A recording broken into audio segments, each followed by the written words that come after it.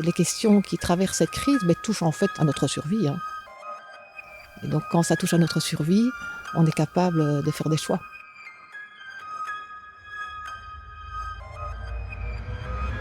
J'espère qu'on ne fera pas l'économie d'une réflexion sur la transformation de nos manières de consommer et d'investir. C'est quand même une occasion inespérée de se reposer des questions sur la manière dont on fonctionne du point de vue économique. Si on ne le fait pas aujourd'hui, alors je ne sais pas quand on le fera. Après plus d'un mois et demi de confinement, la Belgique se dirige doucement vers l'après-Covid-19. On a voulu profiter de cette pause forcée et inattendue pour discuter de ce moment si particulier et pour évoquer le monde de demain. Dans cet épisode, c'est l'économiste Mart Nissens, professeur d'économie sociale à l'UC Louvain, qui répond pour nous à cette même question: est-ce que c'était mieux demain ?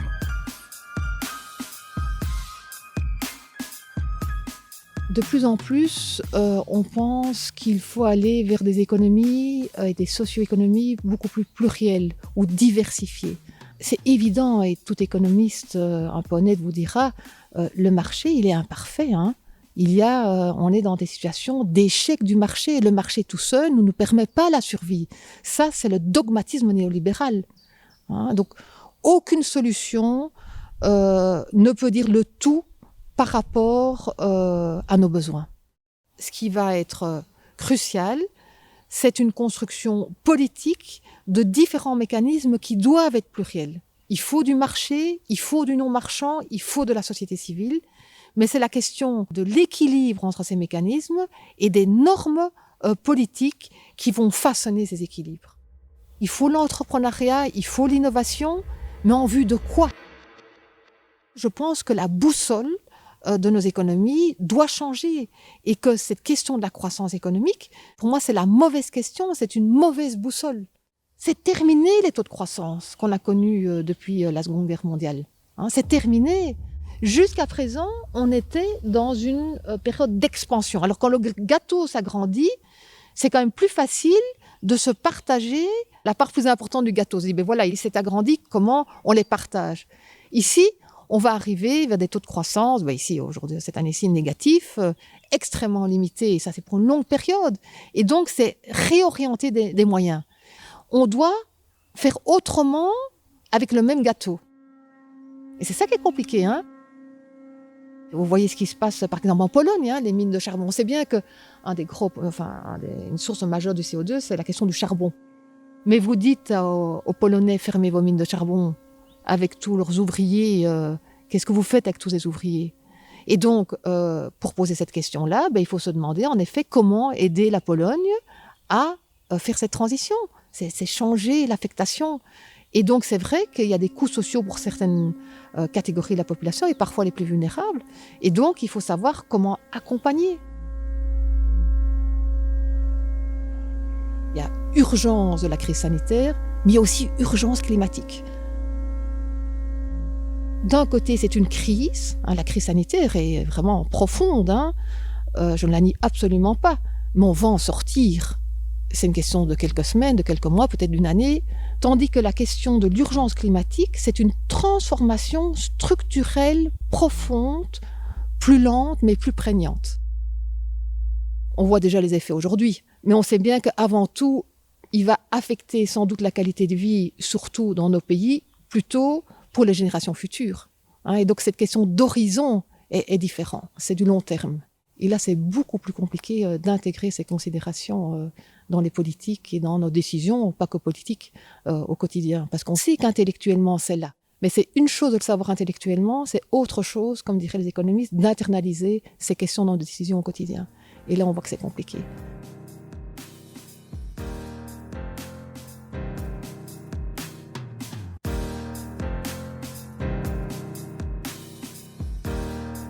Ce qui est commun, d'abord on prend conscience qu'on est sur le même bateau, qu'on soit en Chine, en Italie ou en Belgique, en Inde. C'est vraiment cette conscience planétaire, que cette planète c'est notre habitat commun. La deuxième chose qui est commune, c'est la profonde interdépendance. Ces masques qui n'arrivent pas parce qu'ils sont produits en Chine ou tel produit pour le gel. on prend conscience dans les besoins essentiels du quotidien qu'on est interdépendants. Le but n'est pas que nous soyons tous autosuffisants en Wallonie, en Flandre, en Belgique, ça n'a aucun sens. Donc cette interdépendance va rester, elle a quelque chose de bon, mais on est allé trop loin. Et donc aujourd'hui, des économistes le disent haut et fort. Il n'est pas normal qu'on le soit bloqué dans l'approvisionnement de matières essentielles parce qu'on n'a qu'un fournisseur qui se trouve en Chine. Et je pense que la réalité rend saillant ces choses qu'on savait déjà avant la crise. Les économistes ont une image qui est intéressante, c'est celle du bien commun, qui est aussi un terme qui est de plus en plus utilisé. On peut dire que la préservation de l'environnement, c'est un bien commun, ou encore de manière plus concrète, en fait, on a encore un stock de CO2 qu'on peut consommer. Une fois qu'il est consommé, c'est vraiment terminé, on risque de s'emballer du point de vue des changements climatiques. Alors bien sûr, quand vous prenez une fois votre avion pour aller à New York, c'est pas ça qui va changer. Vous n'êtes qu'une goutte d'eau par rapport à votre impact sur ce bien commun. Mais les économistes savent très bien que si chacun pense ça, on va vers ce qu'on appelle la tragédie des communs. On va vers l'épuisement du commun. C'est vraiment un phénomène qui est connu. C'est déjà au XVIIe siècle, dans la question des pâturages en Angleterre, qu'on se posait cette question. C'est de dire comment préserver un commun.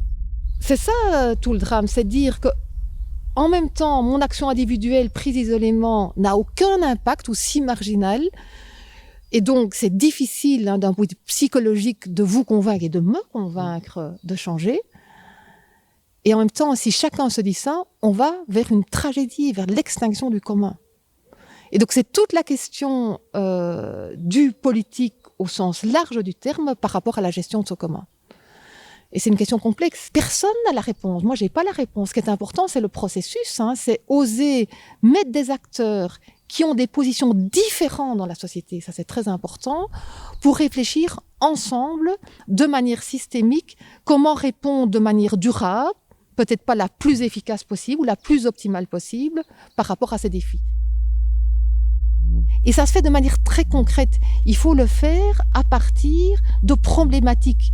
La mobilité, l'énergie, l'alimentation.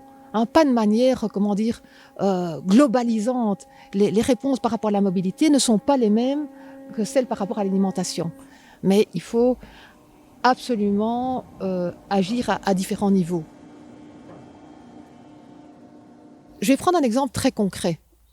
Celui des circuits courts. Ça existe depuis bien longtemps. Ça stagnait un peu. Et je dirais, peut-être que je suis un peu caricaturale, mais enfin, peut-être que l'image qu'on avait, c'était de dire, c'est sympathique. Mais c'est pas ça qui va fondamentalement changer la façon de s'approvisionner.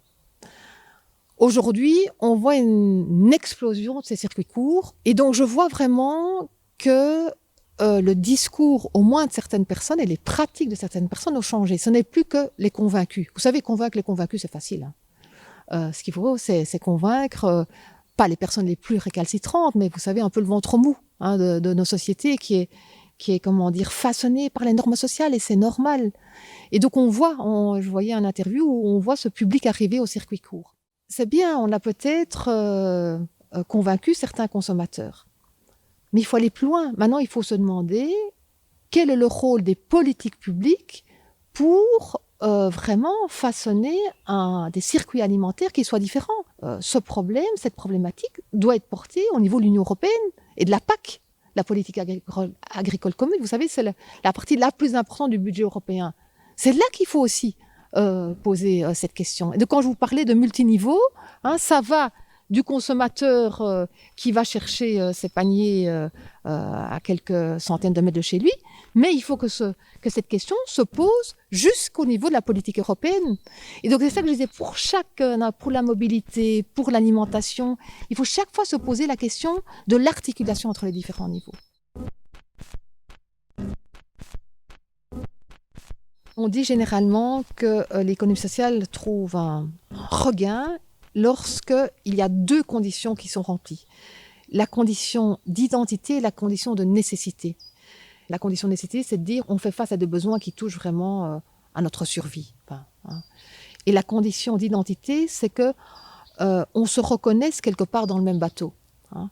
Et donc je voudrais qu'au niveau européen, d'abord on crée une appartenance fière à l'Europe. Bon, c'est ce qui me fait extrêmement peur, c'est la montée de certains extrémismes qui remettent ça en cause. Hein. Qu'on ose dire je suis fier d'être européen, je pense que c'est extrêmement important. Puis bon, la condition de nécessité, on commence à voir quand même les effets du changement climatique. Voilà, la solidarité, c'est pas un mot incantatoire. Hein. Et donc je pense que s'il y a ces conditions d'identité et de nécessité, peut-être que cette action de la solidarité va prendre, j'espère, plus de prégnance au niveau européen.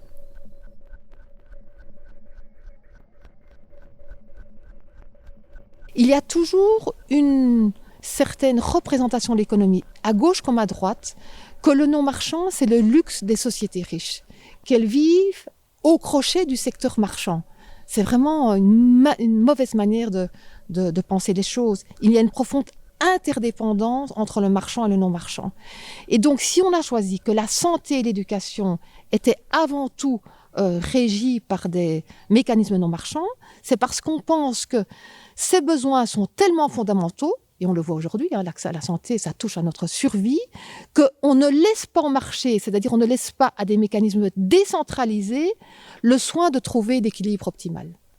Ce que vous pouvez faire pour les voitures, pour vos voyages, bien sûr.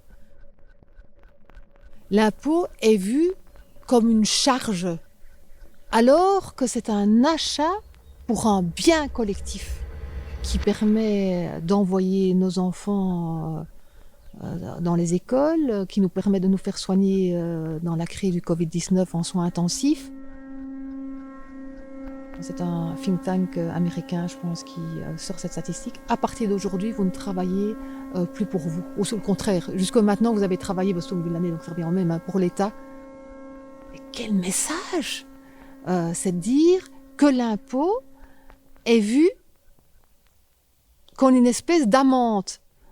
C'est terrible, alors que c'est une contribution à un achat collectif pour des biens tellement nobles qu'on pense qu'un mécanisme décentralisé du marché n'est pas suffisamment fiable. Comme scientifique, on a un devoir d'humilité, mais pas au sens moral du terme, mais réexpliquer ce que c'est la démarche scientifique. Et donc peut-être parfois il y a un certain glissement de l'avis d'expert à l'avis de celui qui sait. Il y a le réel, et puis les approches scientifiques, ce sont des lunettes. Hein. C'est tellement complexe le réel que chacun a des lunettes. Et c'est sûr qu'en économie, il n'y a pas qu'une lunette, il y a différents paradigmes.